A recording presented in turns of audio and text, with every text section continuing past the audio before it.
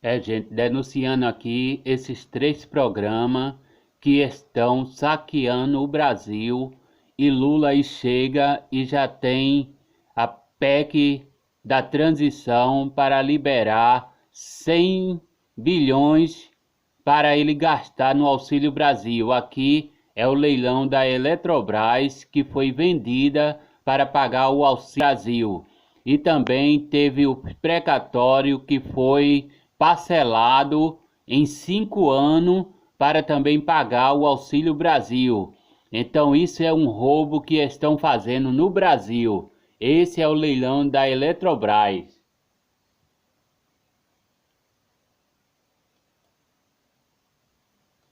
Esgotou a capacidade de investimento.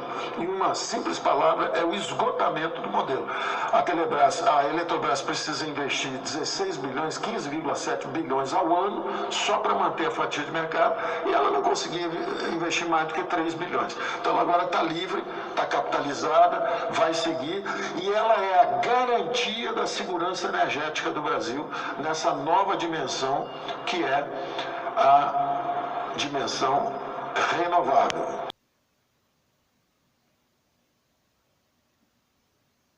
A corporação terá a obrigação de investir 8,7 bi em projetos nas regiões Norte, Nordeste e Sudeste. Aliás, nós não paramos de bater recorde de investimento e as pessoas não entendem por quê. Porque nós mudamos a política econômica. Eu lembro que eu estava no Ministério da Economia.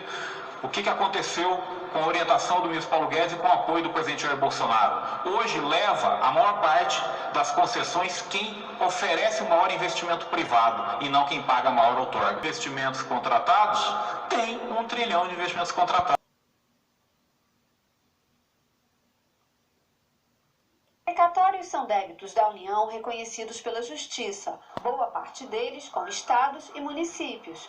A PEC dos precatórios vai permitir que o governo limite o pagamento dessas dívidas a partir de 2022. De acordo com o texto aprovado na Câmara, o valor dos precatórios será corrigido pela taxa Selic, permitindo a mudança na forma de cálculo do teto de gastos. Pela proposta, ficam fora do teto os precatórios pagos com desconto, os que, de acordo com a Constituição, têm parcelamento automático, e os de credores privados que optarem por usar o crédito em pagamento de débitos fiscais ou compra de imóveis públicos, por exemplo.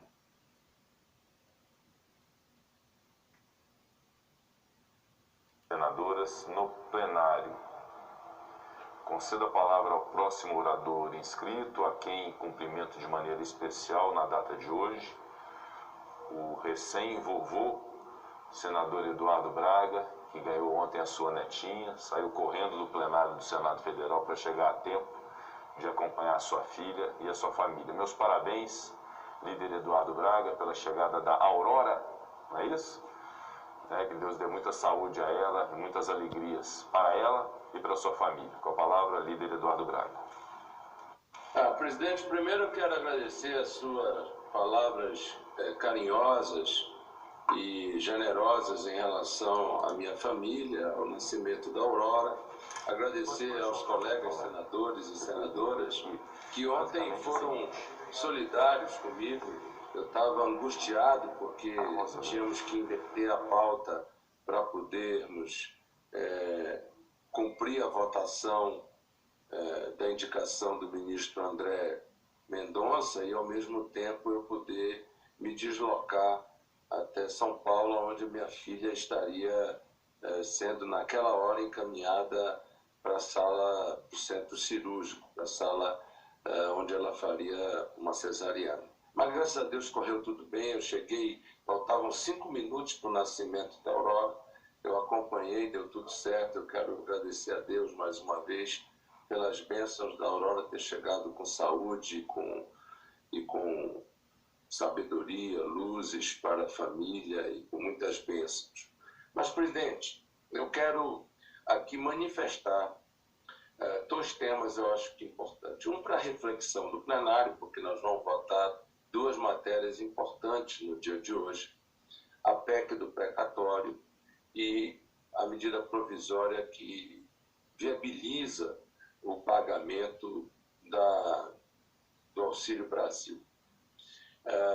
Se alguém me perguntar, Eduardo, você está satisfeito com o texto da PEC, com o texto da MP? Eu diria que não. Mas, presidente, a fome tem pressa. Nós já estamos no dia 2 de dezembro. E se o texto da PEC ainda não é perfeito, pior é não termos a PEC. Pior é deixarmos de ter minimamente um controle fiscal constitucional que seja de uma política de Estado e não de uma política de governo para o controle do nosso equilíbrio fiscal e da nossa economia. Os números que acabaram de sair, que acabaram de ser divulgados do trimestre, são mais uma vez muito fracos. Mostram que o Brasil está entrando num período de deflação, com inflação alta e desaquecimento econômico. É preciso, portanto, que nós possamos atender. Então, gente, isso aí é a votação dos precatórios que foi destinado para o Auxílio Brasil. E agora vamos mostrar a PEC da transição, que está pedindo aí 100 bilhão para ajeitar também o Auxílio Brasil. Tudo isso é o roubo que o PT agora já inicia o seu mandato com esses 100 bilhões para gastar com o Auxílio Brasil. Para onde está indo todo esse dinheiro? A entrar aí na corrida para o Planalto, nós temos também agora o Centrão, né? Porque quando o presidente Bolsonaro foi eleito, primeiro houve as acusações e as pessoas apontando o dedo, o conglomerado, o consórcio apontando o dedo.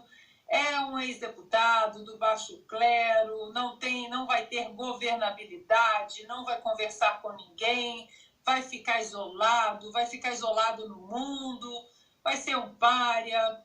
E aí o presidente consegue passar reformas, consegue conversar dentro do Senado, dentro do Congresso, consegue fazer uma base ativa ali na Câmara dos Deputados, e aí a acusação da área econômica e também com o presidente da Câmara, Arthur Lira, e do Senado, Rodrigo Pacheco.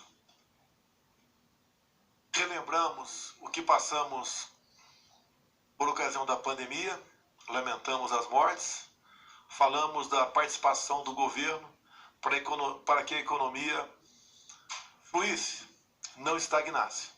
Assim foi o auxílio emergencial, foram os programas para manutenção de emprego, como o BEM e o PRONAMP, entre tantas outras medidas, que, no final das contas, o gasto do governo federal foi em torno de 700 bilhões de reais. A pandemia, pelo que tudo indica, ela está passando. E apareceu um outro problema, uma guerra a 10 mil quilômetros de distância, que traz reflexos econômicos para todo o globo. E o Brasil não é diferente.